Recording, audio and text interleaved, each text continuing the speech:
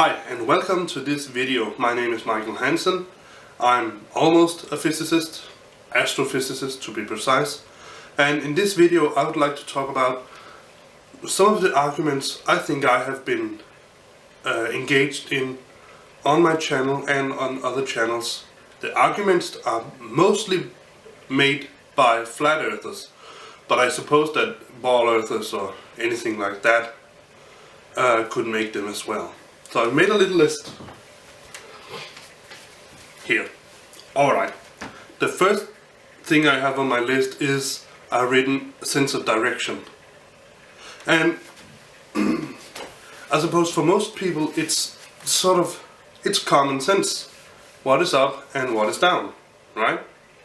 I would argue that the most basic way of defining what is up and what is down is when we are standing perpendicular to a surface, then what is down is toward our feet and what is up is towards the sky. That's sort of a basic explanation. But how does that adhere? How does that definition work on a spherical surface? Now, you can all look out in the world and see that our surface is indeed not spherical. But as I have shown in some other videos and also with 3ds Max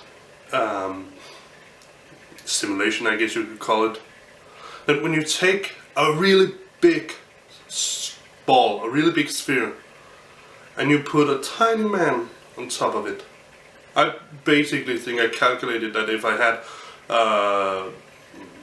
a ball with a diameter of about 1 meter or so, then if I were to model myself standing on it, I would have to be something about 7.5 nanometers or 75 nanometers high, and I don't. That's almost less. That's less than a pixel, a normal pixel, right? Then micrometers on CCD. So that's extremely small. So that wouldn't work. But when you're one of the basic things you can talk about in math when you want to discuss, sorry, I have a cold, so if I sound even more funny than I usually do, that's why. If you take a sphere in math, then you can actually break it up into smaller parts, and the final part you'll have could be a straight line. So in essence, if you have a spherical planet and you're a tiny person standing on top of it, you could be standing on a straight line. But because the sphere is made of segments of straight lines, small straight lines, then when you look at it in the whole picture, it's a sphere. So I think that many flat earthers envision a spherical earth in something like this. Let's take green. So we have the earth here, right? And we have someone standing here, someone standing here,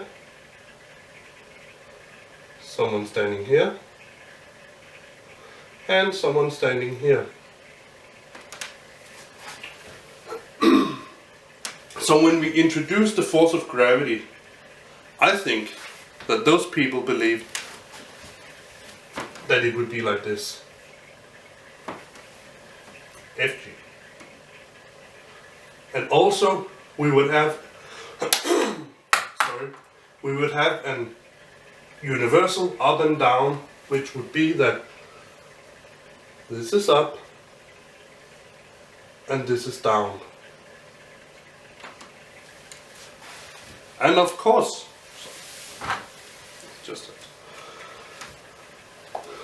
if you apply this model to this spherical Earth, or this spherical Earth, then of course these people would have to struggle, maybe tie themselves to a rope, and this person here would fall for eternity downwards. But that's not how it works. So how is our spherical Earth and gravity actually?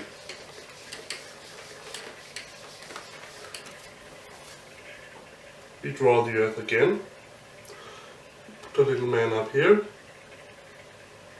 And let's just put a little man down here as well. Okay. So one of the things we'll have to remember is that the force of gravity is towards the center of the Earth. And that means that for this person, it would be this way. But for this person down here, it would be this way. Here it would be this way. And here it would be this way. What is really intriguing, and one of the things that made me want to do this example, is that some guy on the YouTube video, I can't remember his call, but he was harassing his friend Momo, said that, well, the River Nile, let's say it starts here, it starts here. He says, well, if you take the calculation of this height, let's just call it little h, then I will not argue that if you do this example, then there would be a height. That's okay. He says, well, since the Earth is pulling down this way, right? Force of gravity pulling down this way, then let's put in some arrows here, here, here, here, here. They're a little skewed, but that doesn't matter. If this were to be correct, then he would be right. The River Nile would be running upwards here and running downwards here, or downhill, uphill, whatever you want to call it. But this is not how gravity works. It's center oriented. It's pointed towards the center of the Earth. So what we have to do, I'll just make a little slice of the Earth like this, right? We have the River Nile here. Let's call it the Nile. Then the force of gravity, when you have a sphere and something that is center oriented, then you could also say that the force is always perpendicular to the surface. So that would mean that the force of gravity would always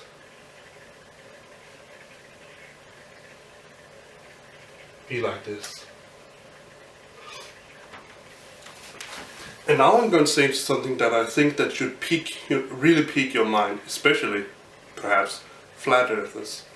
Let's say that we wanted to make these force vectors here parallel to each other. We want to stretch the surface of the Earth in order to make the force arrows parallel to each other. What would we get? We would get, lo and behold,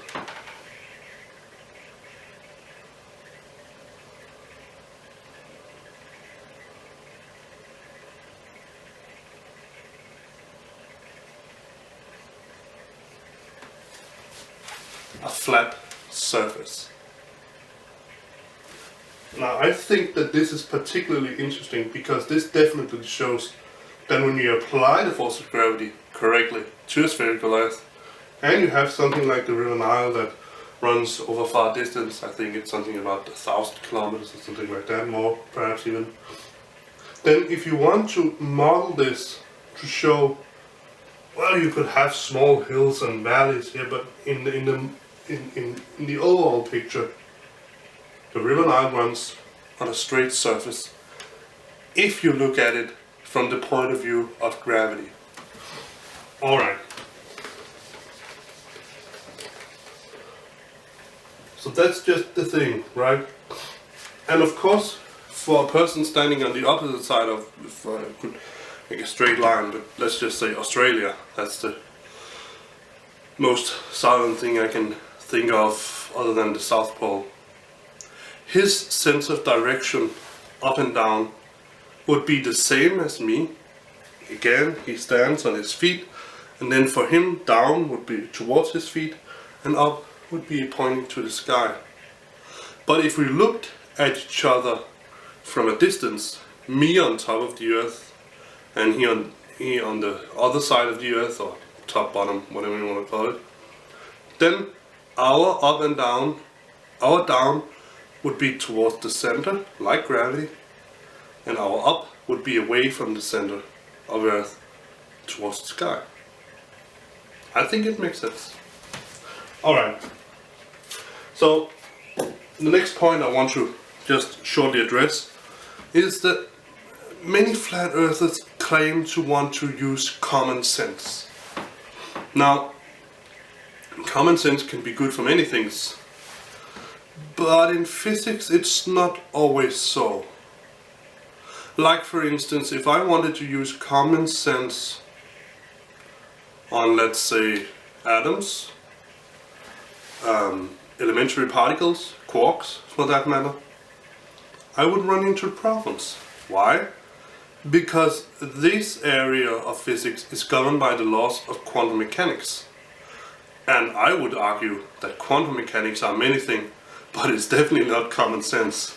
Like for instance, theoretically, if all my particles could align in my body, could align themselves in the correct quantum mechanical state, I would be able to walk through this wall or this door. That is not common sense. It is also not, in my opinion, common sense that an electron or photon initially can be at any state and any place at the same time. That is, of course, any quantum mechanical place and quantum mechanical state. That's not common sense either.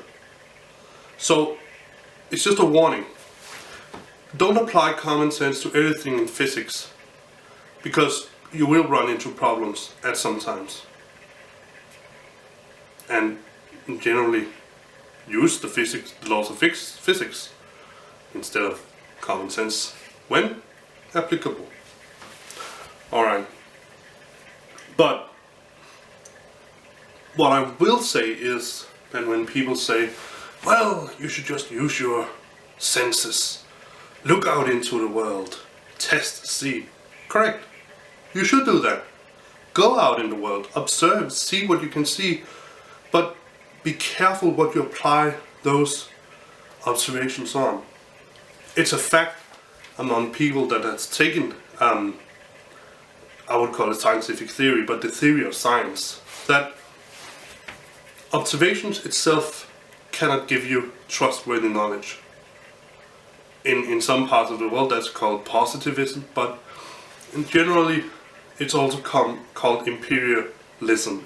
You use empirical facts to derive a knowledge or, well, descriptions. You can't do that. But you cannot also just use a rational argument, something that you think for yourself. I think that the person who stated this in the most elegant way is Karl Popper, who said, in general, his idea was that science has to be a combination of a rational thought, a theory, hypothesis, and then a test in an experiment on observation.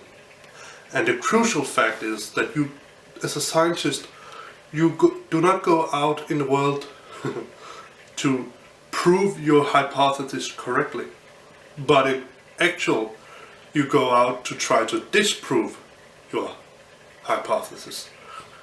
And I would say that is because it is either, as I have stated in another video, it is either extremely simple, easy, or incredible hard to prove a theory correct, right? I used an example where I say, well, I put up a law of physics, right? I put up the force of gravity on my board, and then I calculate if I drop a pen on the earth, what would happen? It would fall to the ground. Then I take my pen, drop it, it falls, there it is. I've proven my theory, my hypothesis, right? Or I would have to argue how many experiments would I have to do before it was before it was proven. And it